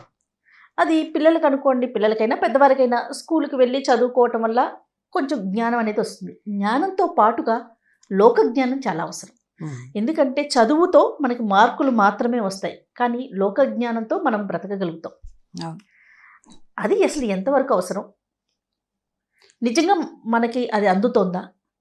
దీనికి సంబంధించి ఏదైనా ఒక మీ వర్షన్లో చెప్పండి. అందుతోందా అంటే అందటం లేదు జయ. మనం పిల్లల్ని గంప కింద కోళ్ళలాగా పెంచుతున్నాం. ప్రపంచ జ్ఞానం ఏముంటుంది? స్కూళ్ళకి వెళ్తారు, పొద్దున పోయి రాత్రి సాయంకాలం వస్తున్నారు, ఈ ఇంట్లో కూర్చుంటారు. అన్ని స్కూళ్ళల్లోనూ ఓవరాల్ డెవలప్మెంట్ ఉండదు కదా. అందరితోటి మింగిల్ అవ్వటం, ర్యాప్ పెరగటము, ప్రపంచంతో పరిస్థితులు ర్యాప్ అవ్వటం అవి కొంచెం తక్కువగానే ఉంటున్నాయి. అయితే లోక జ్ఞానం చాలా అవసరం. ఒట్టిగా బుకిష్ నాలెడ్జ్ తోటి జీవితం నడవదు కదా. జ్ఞానం అంటే బుకిష్ నాలెడ్జ్ అని మీ ఉద్దేశం, నాలెడ్జ్ అని. ఈ నాలెడ్జ్ వేరు, జనరల్ నాలెడ్జ్ వేరు. అవును, జనరల్ నాలెడ్జ్ అంటే జనరల్ నాలెడ్జ్ మాకు చాలా ఉందండి. అమెరికా ప్రెసిడెంట్ ఎవరు, యూరోప్లో ట్రిప్కి ఎన్ని రోజులు పడతాయి, ఇవే ఒకటే కాదు కదా జనరల్ నాలెడ్జ్ అంటే. లోక జ్ఞానం అంటే బతకటానికి కావలసిన జ్ఞానం. ఓ పని చేయమన్నాం అనుకోండి పిల్లాడిని, ఏంటి బియ్యం మినప, ఒక 15 ఏళ్ల పిల్ల అనుకుందాం, పిల్లాడికి వెళ్ళదు. ప్రతిసారి మీరు అబ్బాయి అంటారని కొంతమంది నాతో పోట్లాడతారు. మాకేమో అబ్బాయిలే ఉన్నారు ఇంటి నిండా, అన్నిటికీ పిల్లాడు వాడు అని చెప్తుంటాను నేను. ఎప్పుడు వాడు అంటారు, అది అనరా మీరు? మీకు అమ్మాయి, నాకు అమ్మాయిలు లేరు. సరే నన్ను చూసైనా చెప్పండి రమ్మగారు. ఇప్పుడు మీ అమ్మాయి కోసమే చెప్తాను. ఇప్పుడు మీ పిల్లకి 7 ఏళ్ళు ఉన్నాయి, రేపు 15 ఏళ్ళు వస్తాయి. 15 ఏళ్ల పిల్లని ఇడ్లీకి మినపప్పు రవ్వ పోసుకోవాలని చెప్పాం. 2 కలిపి పోసేసింది అనుకోండి, దానికి జ్ఞానం ఉన్నట్ట లేనట్ట? అజ్ఞాని అనాలి. దానికి తెలుసు పప్పు ఉంటుంది, రవ్వ ఉంటుందని. మీరు ఎగ్జాక్ట్ గా నా కూతురు అని చెప్తున్నారు, మీరు కనిపిస్తే మాత్రం చెప్తుంది ఇంకా ఈ వీడియో చూసిందంటే. అదే కాబట్టి ఇప్పుడు పిల్లలకి ఈ జ్ఞానం అవసరం కదా. అన్నం చేసుకునే, అన్నం చెట్లు అని చెప్పకూడదు కదా. ఇప్పుడు అన్నం తింటాము, అన్నం డైరెక్ట్ గా రాదు, దాని ఒక గింజలో వస్తుంది, ఈ గింజలు ఫలానా చెట్టుకు వస్తాయి అనేది వాళ్ళకి సైన్స్ పుస్తకాల్లో కొంత మటుకు తెలుసుకుంటారు. అది మనం ఆ మాటలు కూడా వంకాయ చెట్లు, బెండకాయ చెట్లు, అన్నం చెట్లు అనకూడదు. పిల్లలు వంగ చెట్టు, బెండ చెట్టు అన్నట్టుగానే వరి అని అనగలగటాన్ని లోక జ్ఞానం అనాలి. కరెక్ట్. దీనికి ఇది చెయ్యాలి, దీనికి ఇది చేయకూడదు, ఎక్కడ ఏం చేయొచ్చు, ఎక్కడ ఏం చేయకూడదు, ఇవన్నీ లోక జ్ఞానానికి సంబంధించినవి. ఇవి కూర్చోబెట్టి పాఠంలాగా నేర్పించేది కాదు. రోజువారీ దైనందిన జీవితంలో పిల్లలు ప్రపంచాన్ని చూస్తూ నేర్చుకోవాలి. అంటే పిల్లలకి ప్రపంచాన్ని చూపించాలి. మనం తెలివిగా ఉంటే, మనం తెలివిగా ఉండటం, ఎవరైనా వచ్చినప్పుడు పిల్లల్ని మనతో పాటు ఉంచుకోవటం, పిల్లల్ని 4 చూసేలాగా. అంటే మనం ఫంక్షన్స్కి వెళ్తాం, అందరితో ఏం మాట్లాడతాం, గుడికి వెళ్తాం, ఏ గుడికి వెళ్ళేటప్పుడు ఏమేమి తీసుకెళ్తున్నాము, గుళ్ళో ఏం చేస్తున్నాము, మనం గంట కొడతాం, పిల్లలు గంట కొడతారు, హారతి అద్దుకోమని చెప్తాం, తీర్థం తీసుకోమని చెప్తాం, పిల్లలు ఇలా పడతారు. అలా కాదు, 1000 మడు ఇలా తీసుకోవాలి, కింద పడకుండా తీసుకోవాలి, కింద ఒక కర్చీఫ్ పెట్టుకోవాలి, ఇలాంటివి పిల్లలు మెల్లిమెల్లిగా మన చూస్తూ నేర్చుకుంటారు. ఇవి మనతో పాటే పిల్లలు ఉండి మన ప్రపంచ జ్ఞానాన్ని పిల్లలు కూడా అందుకోగలుగుతారు. మనతో పాటు ఉంచుకోకుండా వాళ్ళని ఎంతసేపు ఏవో ఒక క్లాసుల్లోనే పెడుతూ ఏదో ఒక క్లాస్కే వెళ్తూ ఎప్పుడూ ఇంట్లోనే ఉంటూ వాళ్ళ ప్రపంచంలోనే వాళ్ళు ఉంటే వాళ్ళకి వాళ్ళ ప్రపంచ జ్ఞానం వేస్తుంది, కానీ సమస్త ప్రపంచ జ్ఞానము రాదు. మనకు కావాలి కదా, అదంతా కూడా కావాలి. కాబట్టి పిల్లల్ని మనతో పాటు ఉంచుకోండి. ఇది ఐడియా అంటే సలహా అన్నమాట. అయితే దీనికి సంబంధించి ఒక కథ చెప్తాం. పంచతంత్ర కథలు అడుగుతుంటాం కదా, అందరు చాలా మంది అడుగుతారు, ఇంట్రెస్టింగ్ గా ఉంటుంది. అవును. ఒక ఊళ్ళో ఒక 4 స్నేహితులు ఉన్నారు. 3 బాగా చదువుకున్నారట. ఎన్ని రకాల శాస్త్రాలు, పాతకాలం కథ కదా, ఒక్కొక్కడు ఒక్కొక్క శాస్త్రం నేర్చుకున్నాడు. 4వ వాడికి చదువు సంధ్య ఏమి అబ్బల. సాయంకాలం వాళ్ళు బళ్ళో నుంచి రాగానే వాళ్ళ వెనకాల పడి పోయేవాడు ఆడుకోవడానికి. చదువు లేదు వాడికి, ఏదో ఆడుకునేవాడు. వాళ్ళ ఇళ్లలోనే ఏవైనా ఆ పనులు ఈ పనులు. వీడు ఖాళీగా ఉంటే వాళ్ళ తండ్రులు, వరే నువ్వు ఖాళీగానో మా అబ్బాయి బళ్ళో చదువుకుంటాడు, నువ్వు ఈ పని చేయమని వీడికి పనులు పాటలు వచ్చినాయి, కానీ చదువు సంధ్య అబ్బలేదు. అయితే ఏమైందంటే వీళ్ళు ముగ్గురు అబ్బాయిలు, చదువుకున్న అబ్బాయిలు, మంచి విజ్ఞాన శాస్త్రాలు అవి బాగా చదువుకున్నారు. వీళ్ళు దేశాటానికి వెళ్దాం అనుకున్నారు. వీళ్ళు ఉన్న ఊళ్ళకి సిటీ బాగా దూరంలో ఉంది. ఇదంతా తిరిగి చివరికి రాజుని దగ్గరికి వెళ్ళి, అంటే రాజుగారు సిటీలో ఉంటాడు కదా, అక్కడికి వెళ్ళి రాజుగారికి మాకు ఈ విద్యలు వచ్చు, మేము ఇవి చేసామని ప్రదర్శించి ఆయన దగ్గర నుంచి ఏమైనా డబ్బులు తెచ్చుకోవాలని వీళ్ళు ప్లాన్ చేశారు. అప్పటి రోజుల్లో ఇది నడిచేది. సరే వీళ్ళు 3 బయలుదేరుతుంటే ఆ ఫ్రెండ్ 4వ వాడు కూడా, అరే మీరంతా వెళ్ళిపోతే నాకు ఎలా తోస్తుందిరా, నేను కూడా వస్తానన్నాడు. ఇద్దరు వీడికి ఏం చదువు సంజారాదు, వీడినేసుకెళ్ళటం ఎందుకురా, మనము వద్దన్నారు. అంటే ఒకడన్నాడు, అలా కాదురా, వీడికి చక్కగా పని పాట వచ్చు, 4 పనులు వచ్చిన వాడు కదా, వీడిని తీసుకెళ్దాం, వీడు తోడుంటాడు, కనీసం సామాన్లు మోయడానికి పనికొస్తాడు, బలమైన వాడు. వీళ్ళేమో రోజు పుస్తకాల దగ్గరే కూర్చుని చదువుకునే వాళ్ళకి బలం ఎలా వస్తుంది? బలం ఆహారంతో రాదు కదా, పని వల్ల వస్తుంది. అన్నం తింటే బలం రాదు జయ, అన్నం తింటే వచ్చేది శక్తి, బలం కాదు. బలము ఎక్సర్సైజ్ వల్లే వస్తుంది, పని చేస్తేనే బలం వస్తుంది. కండరాలకి బలం రావాలి అంటే పని చేయాలి లేదా ఎక్సర్సైజ్ చేయాలి. పాత రోజుల్లో కాయ కష్టం చేసుకునే వాడు బలంగా ఉంటాడు, వాడు బస్తా అవలేలాగా అవతల పారేస్తాడు. వీళ్ళు 3 కలిసినా ఓ బస్తా ఎత్తలేరు. సరే సామాన్లు మోయటానికి కాస్త ఎడ్ల బండి తోలడానికి అన్నిటికీ ఉంటాడురా, వాడు వస్తానని సరదా పడుతుంటే 4వ వాడు ఉంటే ప్రయాణం బాగుంటుందని ఒకడు మిగిలిన ఇద్దరికి నచ్చజెప్పాడు.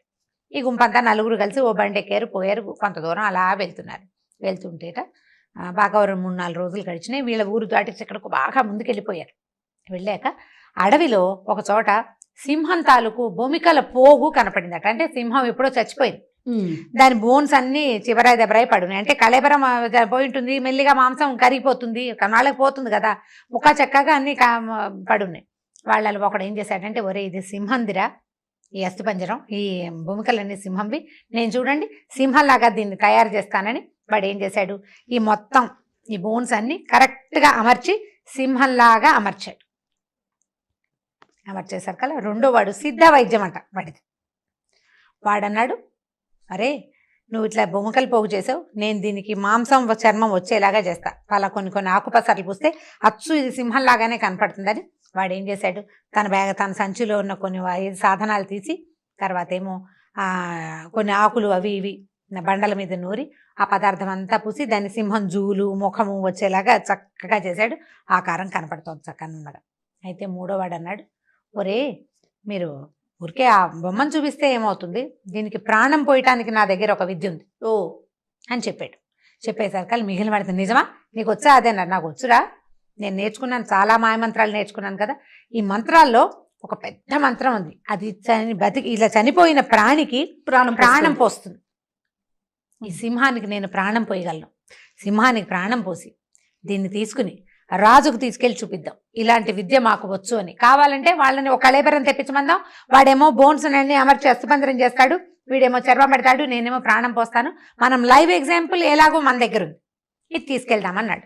అనేసరికి 4వ వాడు అన్నాడు, ఊరి మీ దుంపలు దేగా, ఇప్పుడు దానికి కనుక ప్రాణం పోస్తే అది సింహం మీద పడుతుందిరా. అంటే మీదెందుకు పడుతుంది, నేను చేశాను, సింహం నా మీద పడుతుందా? నేను చేశాను, అది బొమ్మ, నేను చేశాను, దానికి ప్రాణం నేను పోసాను, ఏమవదన్నారు వాళ్ళు. వాడు అన్నాడు ఒకడు, మిగిలిన వాళ్ళిద్దరూ సపోర్ట్ చేశారు. వాడు అన్నాడు, 4వ వాడు అన్నాడు, సరే మీరు ఉండండి, నేను చెట్టు ఎక్కుతా, ఎక్కేదాకా ఏం చెయ్యొద్దు, మీకు ఇన్ని 5 రోజుల నుంచి మీ పనులన్నీ చేసి పెట్టా కదా, ఈ పని చేయండి అన్నారు. వీళ్ళు ఏమనుకున్నారు, వీడు పిరికి వెదవా, శరీరం మాత్రం బాగా పెరిగింది, వీడికి అమిత పిరికి, గుండె లేదు వీడికి, పిరిగ్గుండే వీడు. మనలాగా విజ్ఞాన ఖాని కాదు వీడు, విజ్ఞానం లేదు. విజ్ఞాన ఖాని అయితే ఎవడైతే విజ్ఞానం ఉందో వాడు ధైర్యంగా ఉంటాడు, వాడు నాకు అన్నీ తెలుసు అనుకుంటాడు. వీడికి ఏం తెలీదు. సరే చెట్టెక్కేనియమన్నారు, వాడు ఎక్కేశాడు. చెట్టు ఎక్కేసి ఏం చేశాడు, తలగుడ్డతోటి తనకి చెట్టుకి వేసి గట్టిగా కట్టేసుకుని కూర్చున్నాడు. వాడి దగ్గర నెత్తికి గుడ్డ ఉంది, గుడ్డ పెట్టి చెట్టు కొమ్మకేసి తను గట్టిగా కట్టేసుకుని కూర్చున్నాడు. వీడేం చేశాడు, ఆ మంత్రాలు చదివాడు, నీళ్ళు చల్లాడు, అవి చల్లాడు, ఇవి చల్లాడు. మెల్లిగా సింహంలో కదలిక రావటం మొదలుపెట్టింది. మొత్తానికి ప్రాణం పోసాడు. అది కాస్త కదిలింది, జూలు బెదిరించింది, ఒక్కసారి గర్జించింది, చూసింది అటు ఇటు చూసి తోకాడిచ్చింది. వీళ్ళేమనుకున్నారు, తోకాడిస్తోందంటే కుక్కలు తోకాడించడం ఎప్పుడు ఆడిస్తాయి, విశ్వాసాన్ని ప్రకటించేటప్పుడు కదా. తోకాడిస్తోందంటే ఇది మన పట్ల విశ్వాసంగా ఉందని వీళ్ళు అనుకున్నారు. సింహం తోక ఎప్పుడు ఆడిస్తుందంటే వేటకి నేను రెడీ అని చెప్పేటప్పుడు ఆడిస్తుంది. వీళ్ళకి ఆ జ్ఞానం లేదు. వీడికి పైవాడికి అర్థమైపోయింది, ఇది అయిపోయిందిరా దేవుడా అని. కృష్ణ అని కళ్ళు మూసుకున్నాడు, వాడు అయిపోయింది, జరగబోతుంది. ఈ సింహం కాస్త ఒక్క ఉదుటనే వీళ్ళ మీదకి దూకింది. అది దూకిన అదటికేవో 2 కింద పడ్డారు, 3వ వాడి గుండె అయిపోయింది. శుభ్రంగా 3 భక్షించేసింది పీకల దాకా. అది ఎప్పుడో చచ్చిపోయింది కొన్నాళ్ళ క్రితం. ఎండు డొక్కలాగా ఉంది, అది ఏమి లేదు పాప, ప్రాణం దాంట్లో. వీడు పోసాడు. ఈ 3 తిని కడుపారా తినేసి అది అమ్మయ్య అని గర్రం తేంచి అక్కడి నుంచి వెళ్ళిపోయింది. కొంత శరీరాన్ని మిగుల్చుకుంది, తర్వాత తినడానికి వదిలిపెట్టేస్తాయి సింహాలు. పూర్తిగా ఏం తినవు, వదిలేస్తే మీకు ఈ చుట్టుపక్కల ఉంటాయి కదా స్కావెంజర్స్ అవి ఉంటారు, అవి దీని మీద బతుకుతాయి కదా. వీడు ఆ సింహం వెళ్ళిపోయేదాకా చెట్టు మీద కూర్చుని తర్వాత మెల్లిగా కట్టోడ తీసుకుని నిదానంగా వచ్చి, సింహం ఇప్పుడు ఆహారం తిన్న తర్వాత వారం దాకా రాదు, వీడికి తెలుసు ఆ సంగతి. చల్లగా వెనక నడుచుకుంటూ వెళ్ళిపోయాడు. ఇప్పుడు ఏది వీడిని కాపాడింది, వీడు లోక జ్ఞానం కాపాడింది. ప్రాణం వచ్చాక సింహం వేటాడక మానదు. పైగా ఎవడు వీడు నన్ను పుట్టించాడు, వీడిని నేను చంపకూడదు అనే జ్ఞానం సింహానికి ఉంటుందా, క్రూర జంతువుకి ఉండదు కదా. ఉండదు. పెంచుకున్న వాడి మీద కూడా సింహాలు పడతాయి దానికి ఆకలిగా ఉన్నప్పుడు. ఎందుకంటే దానికి ఆహారం తప్పిస్తే రెండో నియమం లేదు, దాని లక్షణం అది. దాని లక్షణం క్రూర జంతువు తాలూకు లక్షణం ఏంటంటే దాని ఫుడ్ అది గెయిన్ చేసుకోవడదు. వీడు మనవాడు, వీడు పరాయివాడు, ఆ ధ్యాస దానికి ఏమి ఉండదు. జంతువులు సొంత పిల్లల్ని కూడా చంపి తింటాయని చెప్తారు. అక్కడి నుంచి వీడు వెనక్కి వెళ్ళిపోయాడు. వీడి లోక జ్ఞానం వీడిని కాపాడింది, వాళ్ళ విజ్ఞానం ఏమో వాళ్ళని సింహం పొట్టలోకి పంపించేసింది. ఈ కథ చెప్తే సరదాగా ఉంది, వినడానికి బాగుంది కదా. సో ఈ కథ చెప్పచ్చు పిల్లలకి. లోక జ్ఞానం అవసరమమ్మా. ఆ రకమైన ఇది వచ్చేలాగా మనతో పాటు తిప్పుకోవాలి పిల్లల్ని. ఎగ్జాక్ట్లీ. ఒకవేళ మీకే లోక జ్ఞానం లేదనుకోండి, మీరు మీ అమ్మతో ఒకటి పాటు మీ అత్తగారితో పాటు అన్ని చోట్లకి వెళ్తూ తిరిగి ప్రపంచాన్ని తెలుసుకోండి. ముందు నాకే లోక జ్ఞానం లేదు, నాకే ఎలా బిహేవ్ చేయాలో తెలియట్లేదు అంటే ముందు నువ్వు నేర్చుకో, నీతో పాటు పిల్లల్ని కూడా తిప్పు, ఆటోమేటిక్గా పిల్లలకు కూడా వస్తుంది. ప్రపంచ జ్ఞానం మనుషులకి చాలా చాలా అవసరం. ఎక్కడ ఎలా ప్రవర్తించాలో తెలియకపోతే, ఇదివరకు అట్లాగా గుంపుగా మన జీవనాలు లేవు, మనం 10 మందితో కలిసి ఉండట్లా. Manage social animal. Social animal బహుపురాతన కాలంలో, ఇప్పుడు ఐసోలేటెడ్ యానిమల్స్ గానే మనం ఉంటున్నాం. ఎప్పుడైనా సోషలైజ్ అవ్వాలంటే అవలేకపోతాం కదా, అప్పుడు అవ్వలేము. ఇప్పుడంతా మన పిల్లలు ఐసోలేటెడ్ యానిమల్సే. కజిన్స్ తోటి సంబంధ బాంధవ్యాలు ఉండవు. తాత అమ్మమ్మ ఎక్కడుంటారో తెలీదు, ఇంకో తాత ఇంకో నాయనమ్మ ఎక్కడుంటారో తెలీదు, తాతల అన్నదమ్ముల్ని ఏమనాలో తెలీదు, చుట్టాలు బాంధవ్యాలు తెలియటం లేదు. అందరికీ తెలియట్లేదని నేను జనరలైజ్ చేయకూడదు. తెలుస్తున్నాయి కొంతమందికి తెలియటం లేదు. సిటీలలో ఉండేవాళ్ళు సంవత్సరానికి ఒక్కసారి వెళ్తారు, అప్పుడు చూస్తారు. వచ్చే సంవత్సరానికి మొహాలు ఇళ్ళు బాకిళ్ళు మారిపోతాయి, ఏమీ జ్ఞాపకాలు ఉండవు. మెయింటైన్ చేస్తూ ఉండాలి. ప్రపంచంతో సంబంధ బాంధవ్యాలు మెయింటైన్ చేయటం వల్ల ఇదివరకటంత కాకపోయినా ఇంత ఒంటరితనానికి గురి కాకుండా ఉంటాం. ఇదివరకటంత చేయలేము ఇప్పుడు మనం. అప్పుడంటే అందరం గుంపుగా ఒక చోటే ఉండేవాళ్ళం, ఒక్కో ఇంట్లో 25-30 జనాలు ఉండేవాళ్ళు. ఇప్పుడు అంత అవకాశం లేదు కదా. కనీసం సోషలైజ్డ్గా మన చుట్టుపక్కల వాళ్ళతోటి, మన కజిన్స్ తోటి, మన దగ్గర ఉన్న ఫంక్షన్లకి వాటికి వీటికి కలుస్తూ ఉంటే కొంత జ్ఞానం పిల్లలకి ఇది వాటుడు వాటినాటుడు అనేది అర్థమవుతుంది. అది తెలియాలి కదా, తెలియజేయాలి. ఇలా ఇది పద్ధతి. రమ్మగారు, ఈరోజు చిన్నపిల్లలకి సంబంధించి అంటే లాస్ట్ టైం మనం ఒక ఎలుగుబంటి స్టోరీ చెప్పుకున్నాం, అలా ఏదైనా ఒక ఫన్నీ స్టోరీ ఏదైనా చెప్తారా? అంటే జంతువుల కథలు చెప్పచ్చు కదా పిల్లలకి. పంచతంత్ర కథల్లో ఇది కూడా ఉంది. నీతి ఉంటుంది, స్టోరీ సరదాగా ఉంటుంది, అంటే నీతి కూడా ఉంటుంది. అయితే ఈ అడవిలో ఒక నక్క కొంగ ఫ్రెండ్లీగా ఉండేవట. ఫ్రెండ్లీగా ఉంటే మన దగ్గర ఫ్రెండ్స్ మామ అనో బావా అనో పిలుచుకుంటూ ఉంటారు కదా. 2 అబ్బాయిలు ఫ్రెండ్స్ ఉంటే బావా అనో, అబ్బాయి బాబాయ్ అనో అలా పిలుచుకుంటారు. సో ఈ నక్క బావ కొంగ బావ ఇద్దరు ఒకళ్ళనొకళ్ళు బావా అని పిలుచుకునేవాళ్ళు. ఇప్పుడు నక్కకి కొంగకి స్నేహం ఉండకూడదు జనరల్గా. ఎందుకంటే నక్క మాంసాహారి, అది బర్డ్స్ పక్షులు కనుక దొరికితే చంపి తినేస్తుంది, పక్షిని చంపి తినేస్తుంది. కాకపోతే ఈ అడవిలో ఎలా చెప్తారంటే, అడవి కథలన్నిట్లలో కూడా ఒకటికొకటి ఆహారం అయ్యే సందర్భంలో కూడా అవి ఒకదాంతో ఒకటి స్నేహం చేస్తున్నాయనే మనకి పంచతంత్ర కథల్లో చెప్పబడుతుంది. ఒక ఎద్దు సింహము ఫ్రెండ్స్గా ఉన్నారని, ఎద్దు ఒంటె సింహము నక్క ఫ్రెండ్స్గా ఉన్నారని కూడా ఇలాంటి కథలు ఎక్కువగా విరుద్ధమైన జంతువులే ఫ్రెండ్స్ అని చెప్తూ ఉంటాయి. అంటే ఇప్పుడు దానివల్ల ఏంటంటే విరుద్ధ స్వభావం ఉన్నవాళ్ళు కూడా, తెల్లటివాడు నల్లటివాడు, పొడుగువాడు పొట్టివాడు, లావువాడు సన్నవాడు, అవే కాకుండా అంటే వ్యక్తుల్లో తేడాలే కాకుండా స్వభావాలు డిఫరెంట్గా ఉన్నప్పటికీ వాళ్ళు స్నేహం చేసుకోవచ్చు. స్నేహానికి ఎల్లలు లేవు అని చెప్పడమే పంచతంత్ర కథల ఉద్దేశం అని నేను భావిస్తాను. అయితే ఈ కొంగ నక్క ఫ్రెండ్స్. కొంగ కూడా మాంసాహారే కదా. కొంగ మాంసాహారం అంటే చేపల్ని తింటుంది, నక్కని తింది కదా. కొంగ నక్కకి ఆహారంగా నిర్దేశించబడిన రకరకాల జంతుజాలంలో కొంగ కూడా ఉంది. ఒకటి పక్షులను తింటుంది. పరిగెత్తున్న నక్క దొరికిందనుకో పక్షిని పట్టుకుంటుంది, తర్వాత లోపల భాగాలు తీసుకుని శుభ్రంగా తినేస్తుంది. రెక్కలు గీకలు అక్కడ పారేసి మధ్యలో దానికి కావాల్సిన మాంసాన్ని తీసుకుని తింటుంది. కానీ ఈ రెండు ఫ్రెండ్స్గా ఉండేవి. అయితే ఏమైందంటే ఒకసారి ఇవి రెండు అనుకున్నాయి, మనం చాలా రోజులైంది ఒకళ్ళకొకళ్ళు విందులు చేసుకోవాలి, మనం ఫ్రెండ్స్ అంటే ఏమిటి పార్టీలు ఇచ్చుకోవాలి కదా. సరే అని నువ్వు ముందు అని ఆలోచించుకున్నాయి. ఈ ఆలోచించుకున్నప్పుడు నక్క ఏమందంటే, కొంగ బావ పాయసం చేసుకుందాం, మా ఇంట్లో పార్టీ ఈసారి నేను పాయసం చేస్తాను, నువ్వు నక్కగారు కొంగగారిని రమ్మంది, మా ఇంటికి రా, నేను నీకోసం పాయసం చేసి పెడతానని చెప్పింది. సరే అక్కడి నుంచి ఈ నక్క ఏం చేసింది, చక్కగా పాయసం చేసింది. సగ్గుబియ్యము సేమ్యాలు వేసింది, పంచదార పాలు పోసి. వీటికి ఇవన్నీ ఎక్కడి నుంచి వస్తాయని చొప్పదంటు ప్రశ్నలు మాత్రం మీరు అడగద్దు, నేను చెప్పను వాటికి ఆన్సర్లు. అక్కడి నుంచి స్టోరీ అంతే. అక్కడి నుంచి వంట అయిపోయింది. సరే కొంగ వచ్చింది, చక్కగా రెడీ అయింది. కొంగ నక్క వాళ్ళ ఇంటికి వచ్చింది. నక్క ఏం చేసింది, పాయసం కొద్దిగా టేస్ట్ చూసేసరికి ఎంత బాగుందో, భలే బాగా కుదిరింది.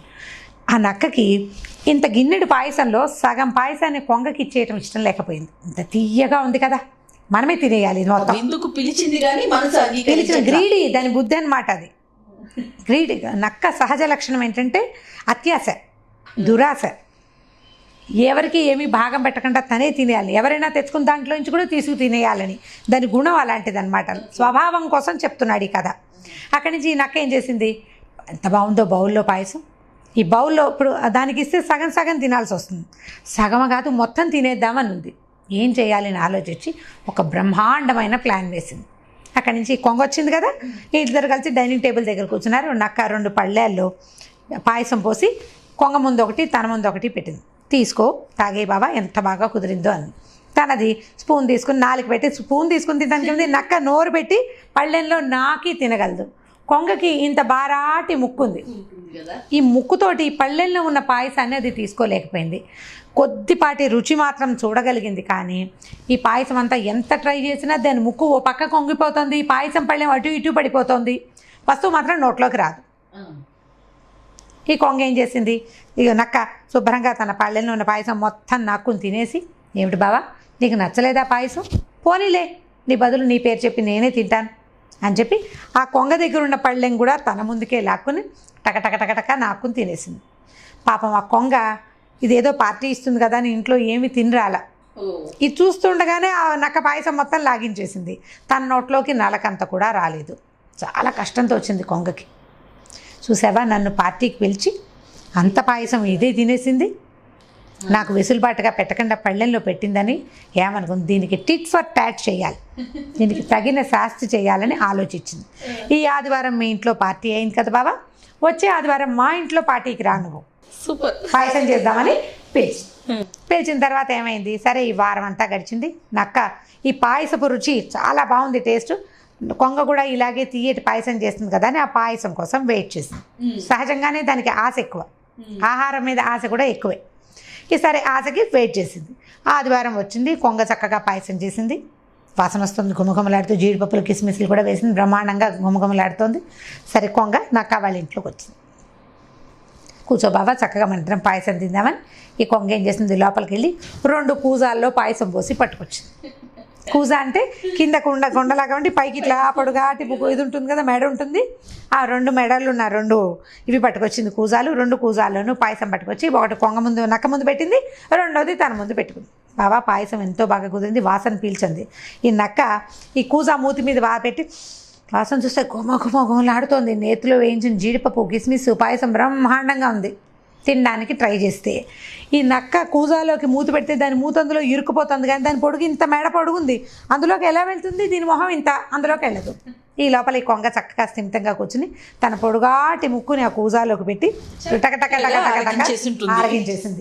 ఆరగించేసిన తర్వాత, ఏమిటి బావా ఒట్టిగా వాసనే చూస్తున్నావు, తినవేమిటి నువ్వు అని అడిగింది. అడిగేసరికి ఇప్పుడు నక్కకి తిరిగి ఏమనాలో తెలియలే, ఏమనాలో తెలియదు. తను చేసింది కదా ఆల్రెడీ.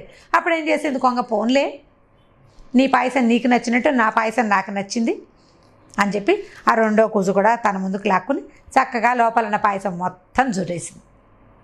కొంగ కూడా మరి అంటే నక్క ఆలోచించింది, ఇది కూడా తనకు ఆహారం చక్కగా పెడుతుందని ఏమీ తినకుండా వచ్చింది, దానికి ఆకలిస్తుంది. ఏం చేయాలో తెలియక ఇక పళ్ళు పిండుకుని, ఎందుకంటే తను చేసిన దానికి శాస్తి. కొంగ ఒక్క వాక్యమైనా మాట్లాడి ఉంటుంటే పోట్లాడుకునేవాళ్ళు. ఏం మాట్లాడాలి కొంగ ఆ రోజు మాట్లాడాలా, ఇవాళ మాట్లాడాలా. శాస్తి కీలెరిగి వాత పెట్టడం అంటారనమాట. ఇంగ్లీష్లో టిట్ ఫర్ టాట్ అంటారు. అక్కడి నుంచి ఈ నక్క ఏం చేసింది, మూతి నాక్కుంటూ ఆ వాసన పీల్చుకుంటూ ఇంకేం చేయలేక వెళ్ళిపోయింది. ఆ తర్వాత వీళ్ళిద్దరికీ ఫ్రెండ్షిప్ కొంచెం తగ్గుమొహం పట్టింది. అప్పుడు నక్క తెలుసుకుందనమాట, నేను చేసిన పనికే ఇది ప్రతిక్రియ చేసింది, కాబట్టి ఇలా చేయకూడదు. స్నేహితులతోటి ఫ్రెండ్స్ తోటి ఎప్పుడు ఇలా మోసకారితనంగా ప్రవర్తించకూడదు. స్నేహంలో మోసం కూడదు. తెలుసుకుంది. మోసం చేస్తే ఏముంది, అదే మోసాన్ని మనం తీసుకుంటాం. ఇప్పుడు ఈ కథలో నక్కని కొంగ అదే టిట్ ఫర్ టాట్ తగిన శాస్తి చేసింది. కానీ జీవితంలో పిల్లలు మనుషులకి మనం ఒకడిని మోసం చేస్తే మనని ఇంకోడు మోసం చేస్తాడు. నువ్వు నమ్మావు, వాడు మనని నమ్మాడు, మనం మోసం చేసాం. నువ్వు ఇంకోడిని నమ్ముతావు, నమ్మాల్సి వస్తుంది కదా. వాడు రెండో వాడు నిన్ను మోసం చేస్తాడు. కాబట్టి స్నేహంలో మోసకారితనం ఎప్పుడూ ఉండకూడదు. స్నేహం ప్రశాంతంగా, పవిత్రంగా, చక్కగా, ప్లెయిన్గా ఉండాలి. మిగిలిన ఏ సంబంధానికి స్నేహానికి ఉన్నంత మంచి పేరు లేదు. అవన్నీ కూడా బార్టర్ సిస్టంలోనే నడుస్తూ ఉంటాయి. ఫ్రెండ్షిప్ మాత్రం అట్లా ఉండదు. చేతైన ఫ్రెండ్ ఎప్పుడు చేరదీస్తూనే ఉంటాడు. మనం బోలెడన్ని కథలు చూస్తాం. వాడికి పాపం చేత కాదు, వీడు నా ఫ్రెండ్ కదా నేను చూడాలనుకుంటాడు. వాడికి తెలీదు వీడు నా ఫ్రెండ్ కదా అనుకుంటారు. నువ్వు నేర్చుకో అని అనరు ఫ్రెండ్షిప్లో. కాబట్టి ఈ ఫ్రెండ్షిప్ చేసేటప్పుడు మోసకారితనంగా ప్రవర్తించకూడదు. ఫ్రెండ్స్తో ప్లెయిన్ హార్టెడ్గా, హోల్ హార్టెడ్గా ఉండాలని పిల్లలకి మనం చెప్పచ్చు. ఈ నక్క బావా కొంగ బావా కాదని అప్పుడప్పుడు చెప్తుంటే చిన్న పిల్లలకి చెప్పచ్చు. 5-6 ఏళ్ల పిల్లల నుంచి వింటారు. కొంచెం పెద్ద పిల్లలు కూడా సందర్భం వచ్చినప్పుడు నక్క బావా కొంగ బావా కాదని మనం గుర్తు చేయొచ్చు. రైట్.